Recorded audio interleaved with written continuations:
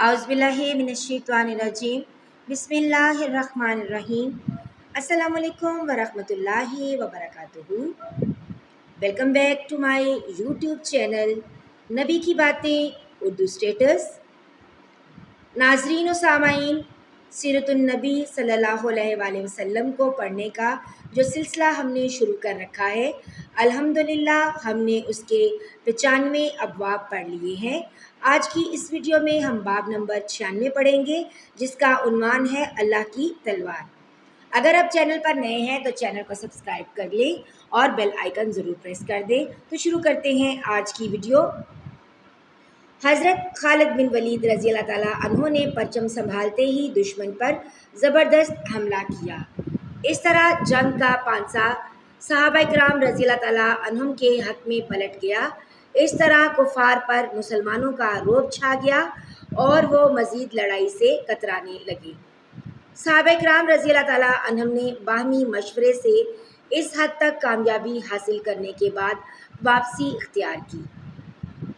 हज़रत खालिद बिन वलीद रज़ी अल्लाह ताला अन्हो ने फ़ौज का अमीर बनते ही लश्कर का अगला हिस्सा पीछे कर दिया और पिछले हिस्से को आगे ले आए। इसी तरह दाएं हिस्से को बाएं जानब और बाएं हिस्से को दाएं जानब से ले आए। इस तरह उन्होंने पूरे लश्कर की तरतीब बदल कर रख दी। जब रूमियों से आमना सामना हुआ तो उन्हें हर तरफ नए लोग नजर आए। इस तरह उन्होंने ख्याल किया कि मुसलमानों को कमक पहुंच गई है। ये जंग मुसलसल 7 दिन तक जारी रही थी। इमाम बुखारी रहमतुल्लाह अलैह ने हज़रत खालिद बिन वलीद रज़ी अल्लाह ताला अन्हो से रिवायत की है कि जंग मोता के मौका पर उनके हाथ से 9 तलवारें टूटी।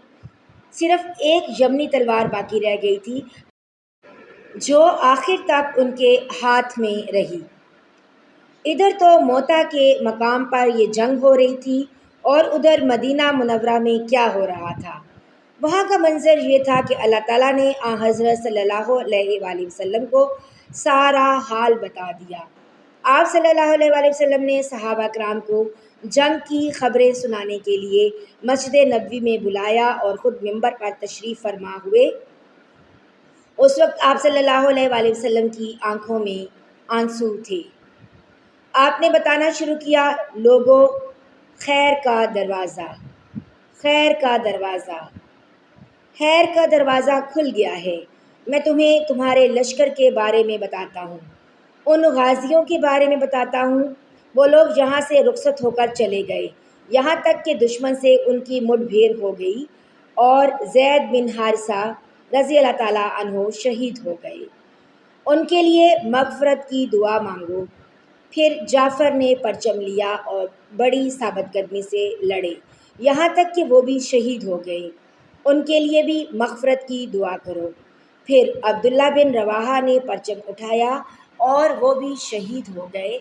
फिर खालिद बिन वलीद ने परचम उठाया और वो लश्कर के अमीर नहीं थे, वो ख़ुद अपनी ज़ात के अमीर थे, मगर वो अल्लाह की तलवारों में से एक तलवार हैं, इसलिए अल्लाह की मदद तैयार है। अल्लाह ताला ने इस तलवार को काफ़रों पर सौंप दिया है। अल्लाह ताला ने दुश्मन पर फ़तह नसीब फरमाई। इसके बाद हज़ूर सल्लल्लाहु अलैहि वसल्लम ने हज़रत खालिद बिन वलीद रज़ी अल्लाह ताला अन्हो के बारे में दुआ फरमाई, ए अल्लाह, वो तेरी तलवारों में से एक तलवार है, तू इसकी मदद फरमा। उसी दिन से हज़रत खालिद बिन वलीद रज़ी अल्लाह ताला अन्हो को सैफ़ुल्लाह कहा जाने लगा। जब अस्मा बिनते उमैस रज़ी अल्लाह ताला अन्हा हज़रत जाफ़र रज़ी अल्लाह ताला अन्हो की बीवी थीं, जिस रोज़ इस लड़ाई में हज़रत जाफ़र रज़ी अल्लाह ताला अन्हो और उनके साथी शहीद हुए, नबी अकरम सल्लल्लाहु अलैहि वसल्लम उनके घर तशरीफ़ लाए और फरमाया,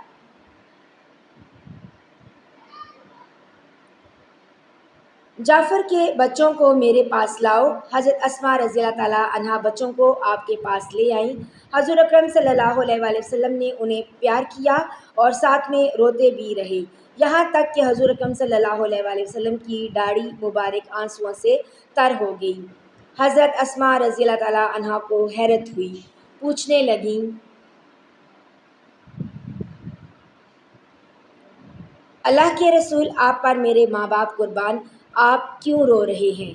کیا جعفر اور ان کے ساتھیوں کے بارے میں کوئی خبر آئی ہے؟ جواب میں حضور اکرم صلی اللہ علیہ وآلہ وسلم نے فرمایا، ہاں، وہ اور ان کے ساتھی آج ہی شہید ہوئے ہیں۔ وہ ایک دم کھڑی ہو گئیں اور رونے لگیں۔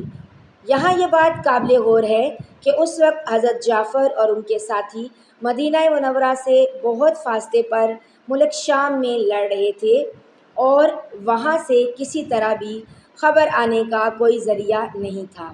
اب ظاہر ہے اللہ تعالیٰ نے بذریعہ وحی حضور اکرم صلی اللہ علیہ وآلہ وسلم کو یہ خبر دی تھی۔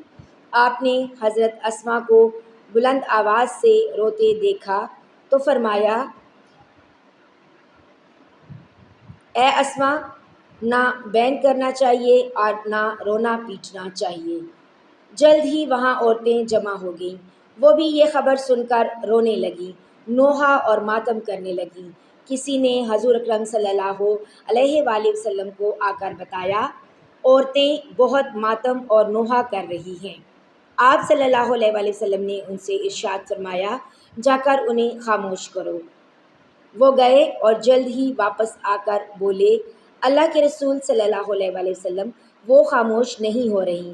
حضور اکرم صلی اللہ علیہ وآلہ وسلم نے ارشاد فرمایا، جاؤ انہیں خاموش کرنے کی کوشش کرو اور اگر نہ مانیں تو ان کے منہ میں مٹی پھینکو۔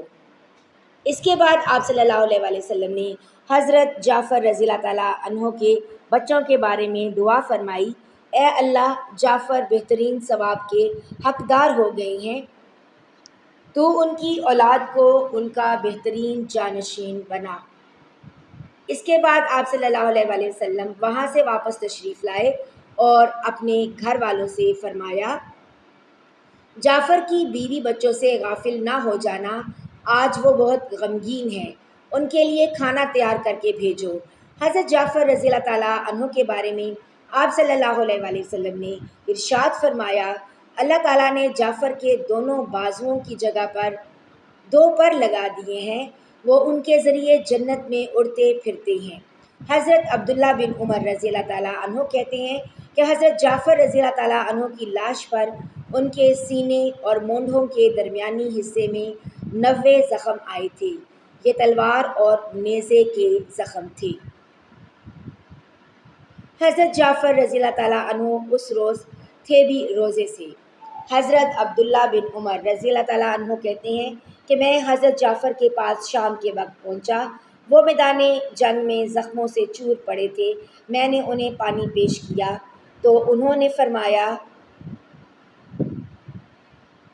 میں روزے سے ہوں، تم یہ پانی میرے منہ کے پاس رکھ دو، اگر میں سورج غروب ہونے تک زندہ رہا تو اس پانی سے روزہ افطار کر لوں گا۔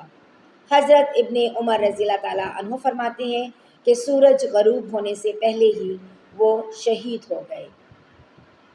حضرت عبداللہ بن عمر رضی اللہ تعالیٰ عنہ سے روایت ہے، ایک مرتبہ ہم رسول اللہ صلی اللہ علیہ وآلہ وسلم کے ساتھ تھے، اچانک آپ صلی اللہ علیہ وآلہ وسلم نے آسمان کی طرف منہ اٹھایا اور وعلیکم السلام ورحمۃ اللہ فرمایا۔ لوگوں نے عرض کیا، اے اللہ کے رسول صلی اللہ علیہ وآلہ وسلم، یہ آپ نے کیوں فرمایا؟ جواب میں آپ نے ارشاد فرمایا، ابھی میرے پاس سے جعفر ابن ابی طالب فرشتوں کے جھمکٹے میں سے گزرے ہیں، انہوں نے مجھے سلام کیا تھا۔ غزوہ موتا سے واپس آنے والا لشکر جب مدینہ منورہ کے قریب پہنچا تو وہیں آ کر اللہ کے رسول اور مسلمانوں نے ان سے ملاقات کی۔ شہر میں بچوں نے اشعار گا کر انہیں خوش آمدید کہا۔ اس وقت آپ صلی اللہ علیہ وآلہ وسلم اپنی سواری پر تشریف لا رہے تھے، ان بچوں کو دیکھ کر فرمایا،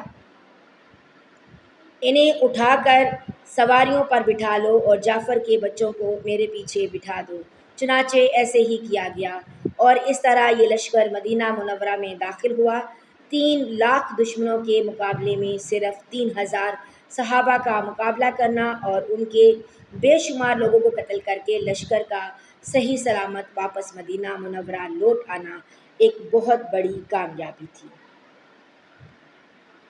اس میں یہ بھی طے پایا تھا کہ دوسرے عرب قبیلوں میں سے کوئی قبیلہ بھی دونوں فریقوں میں سے کسی بھی طرف سے اس صلح نامے میں شامل ہو سکتا ہے۔ یعنی اگر کوئی قبیلہ رسول اللہ صلی اللہ علیہ وآلہ وسلم کی طرف سے اس معاہدے میں شامل ہونا چاہے تو وہ ایسا کر سکتا ہے۔ اس صورت میں وہ ان شرائط کا پابند ہوگا جن کے پابند قریش تھی۔